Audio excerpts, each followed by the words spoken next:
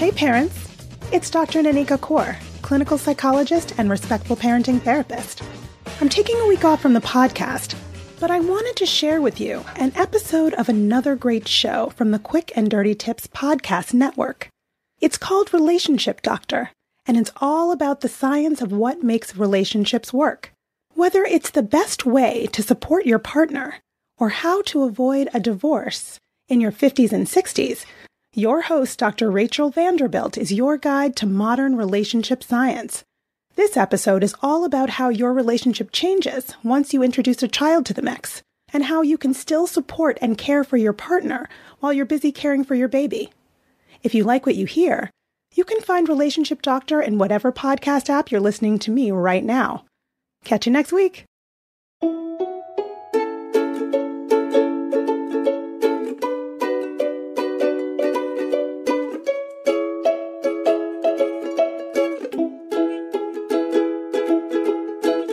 Welcome to the Relationship Doctor podcast.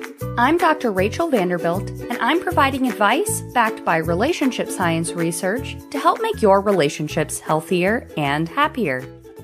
This episode is particularly special to me today because I'm extremely close to having my second child.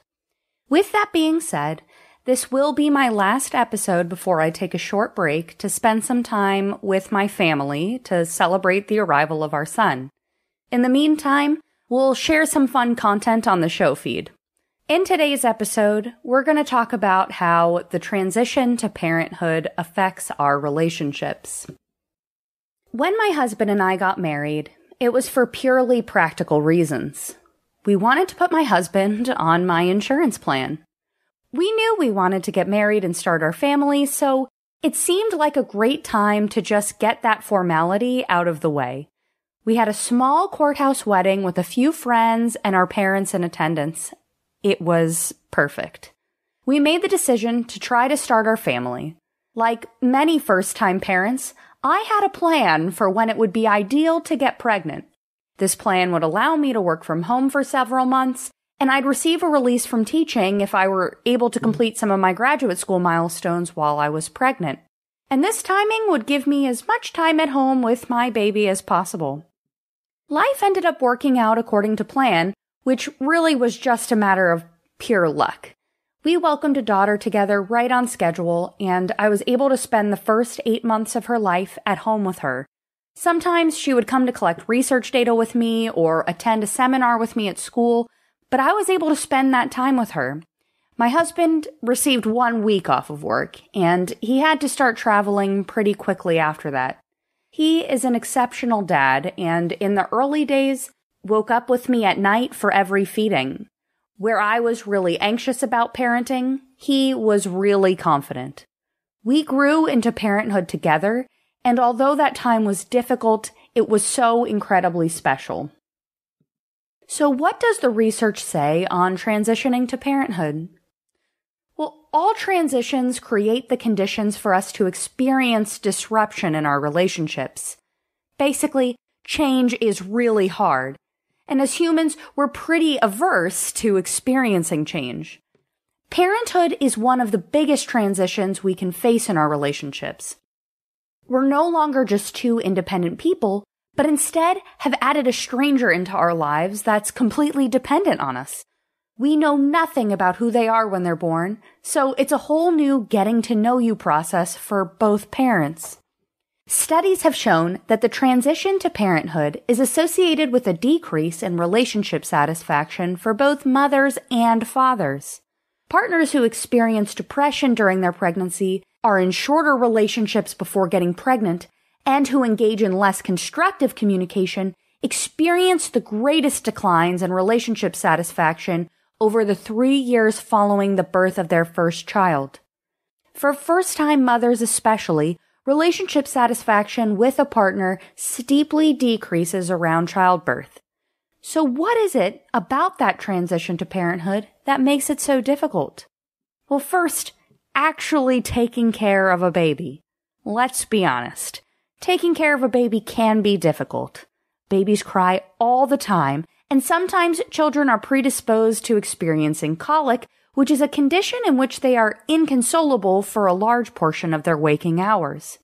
According to research, crying stimulates a biological response in mothers which can create a sense of physical distress until the child calms down.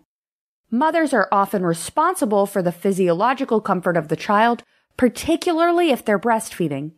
Between the constant crying and potentially learning how to feed a child with your body, mothers experience a great deal of change immediately after birth. If the mother is taking on the bulk of childcare duties, falling into a more traditional gendered expectation of household responsibilities can substantially impact relationship health. Studies have found that mothers nearly universally take on the bulk of parenting responsibilities in the first 12 months of a baby's life. If other household tasks aren't proportionally shifted, then this can really take a toll on relationship satisfaction and overall happiness on the part of women in these relationships. Second is mental health challenges. We commonly hear about the baby blues as a common experience for postpartum mothers. After women give birth, mild feelings of sadness are extremely common. More prolonged or intense experiences of sadness are known as postpartum depression. One study found that when women felt like their partner was able to provide a social outlet for them, that they could rely on their partner for childcare support, and feel as if their partner agreed with their parenting plan, they experienced reduced severity of postpartum depressive symptoms.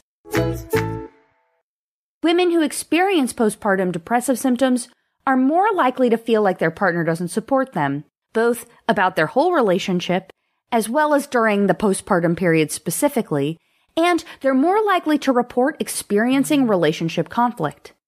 In addition, some research finds that women experience decreases in their self-esteem around 6 months after childbirth, which is also associated with relationship dissatisfaction. And these depressive symptoms aren't limited to mothers. For fathers, experiences of depression and relationship satisfaction have been found to impact their ability to effectively co-parent with their spouses. In addition, fathers who experience more negative communication with their partner report increased anxiety symptoms in the 3 years postpartum. Fatigue is also a commonly reported issue for both parents during pregnancy and in the postpartum period. One study found that fathers will report greater changes in their level of fatigue after the birth of a baby compared to mothers, likely because mothers have more interrupted sleep during their pregnancy.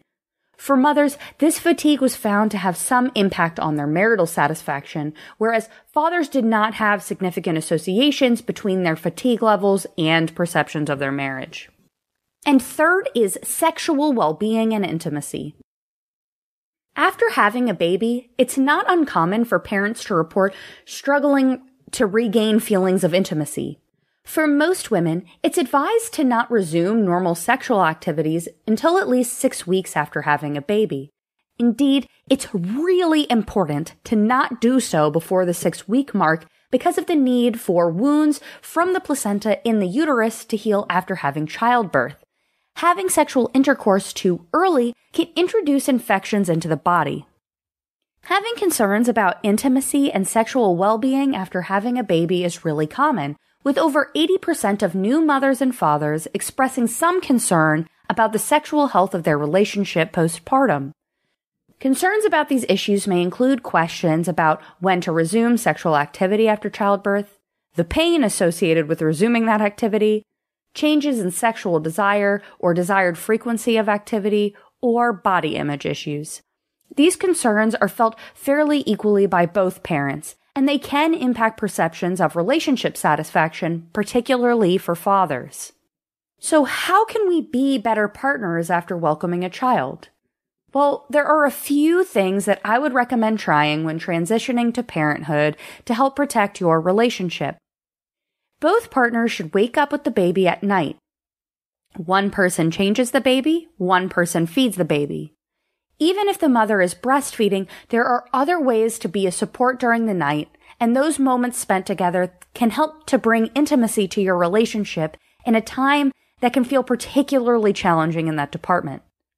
2, if one partner is taking on the bulk of childcare responsibilities, the other should help take on other roles around the house. Reallocating chores should be a common process throughout your relationship because sometimes change in that area can help to reduce dissatisfaction with our roles in the home. The time after having a child is the perfect time to reassess how much of the housework burden is being lumped onto each person. And 3, find intimacy in new and exciting ways while you aren't able to be sexually intimate. Create fun routines. Start watching a TV show together. Have movie nights, or make dinner together. Having a baby doesn't mean you can't still maintain the social elements of your relationship together. It may just mean finding new, more low-key options. The transition to parenthood is hard, tiring, and sometimes frustrating. Take on this challenge together as a couple to help keep your relationship in good repair. Remember that you are a partnership, and navigating this transition successfully requires open communication and effective support from both partners.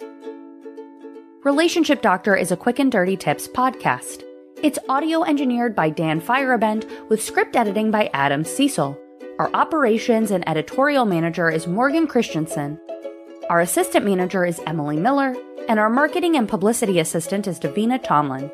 Follow Relationship Doctor on Apple Podcasts, Spotify, or wherever you listen to podcasts. If you have a question you'd like me to answer, you can email me at relationshipdoctor@quickanddirtytips.com. You can also leave me a message at 813-397-8165. Be sure to tell me if it's okay to use your voice on the show. That's all for this episode. Thanks for listening. I'll see you in a few weeks.